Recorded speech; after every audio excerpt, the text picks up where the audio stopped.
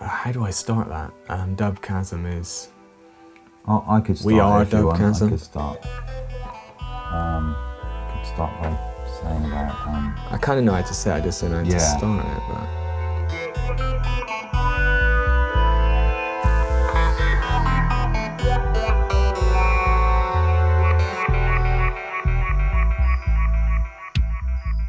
Strider and I have known each other all our lives, really, but during our teenage years, around 1994 is when Dubkasm started really, when I came up with the name Dubkasm, originally spelled CH, and that's when we started working on the music project. I started building some basic dubs, and it went from there, really.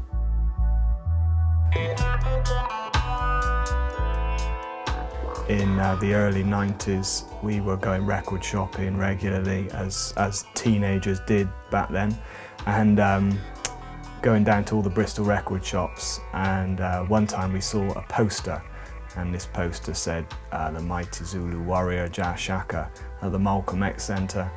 So of course we wanted to go, and we did. Underage, but still we went, and I think that kind of planted a seed, and it just made sense of the music we were listening to at the time. Digi-Step buying lots of dub albums and me buying 7-inch and 12-inch releases, and then seeing Shaka for the first time was like, yeah, this is us. This is what we want to be involved in.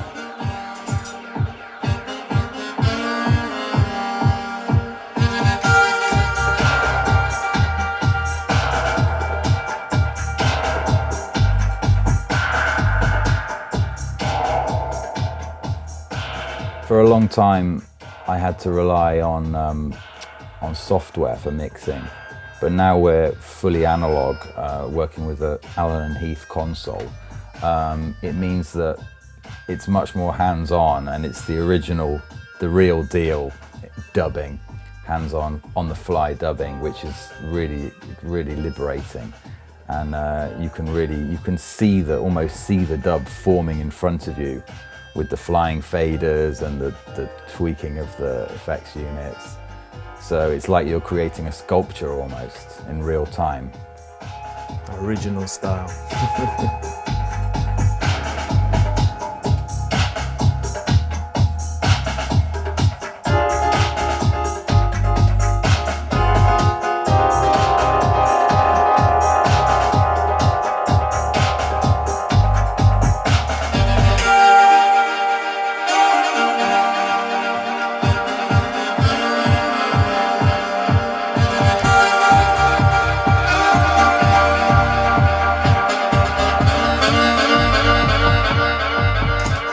Well, the way I see dub is not as a genre, but it's a reinterpretation of a track, a reggae, a roots track. It's as though a painting has been repainted, or a jigsaw has been ripped apart and then put back together again. So it's like a reconstruction of the original track. A remix is more when you add things to it. With dub, it's more about taking away and accentuating the bass, the drums, obviously with a lot of effects. And I just love that sense of space and freedom that you get when you're creating a dub track, because you're basically manipulating what's already there but creating a completely new track. And I think that's really exciting. É isso aí. Dança. I'm half Brazilian, so I've always had a link with Brazil, and specifically with Brazilian music. So that's part of my musical influence anyway. So living in Brazil for 5 years brought me even more into contact with that, playing Brazilian music and working with other Brazilian musicians.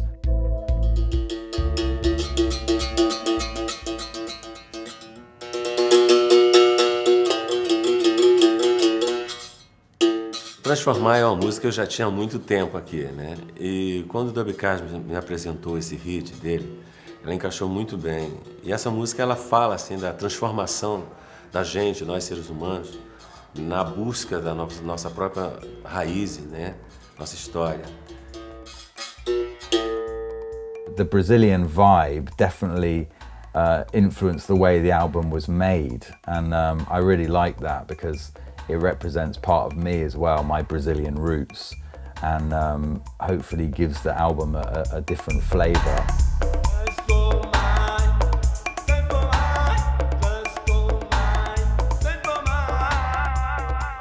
We always wanted to release an album, you know, and things, you have all these plans early on to release this and, you know, have a series of singles and so on, do an album, but due to financial restraints and just, you know, personal circumstances, these things took longer than we actually envisaged originally.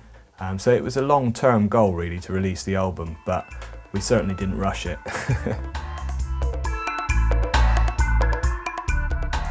Well, I run a night in Bristol called Teachings in Dub, and it seemed fitting that the album launch party would be at this event.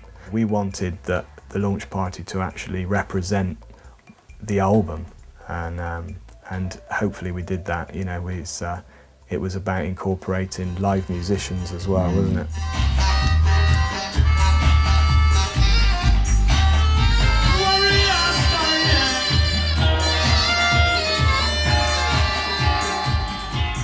Sound system is like the live embodiment of dub music, of the dub technique. So I think our live shows, or they're not really a stage show, they're not really a sound system show, but they try to incorporate a live element so you get a bit of a flavour of what Dubkasm is about through the show.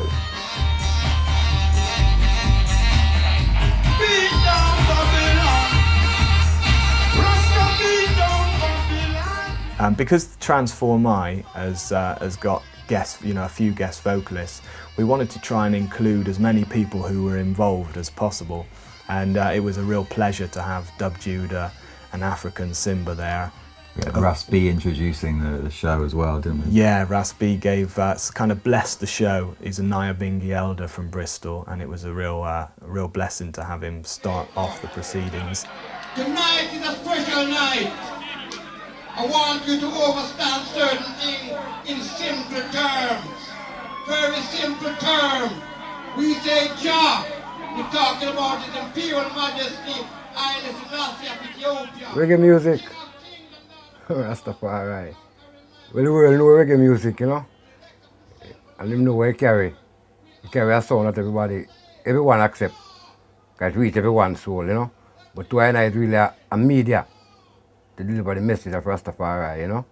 So we always use reggae as a message carrier, you know, for original newspaper. When you read in the prophecy, you need to read singers and players of the instruments shall be there. It makes you feel more valuable because you have a job, you have a work to do. Well, listen now. If you wanna build a strong nation, then you got to start from the foundation. But just as you prove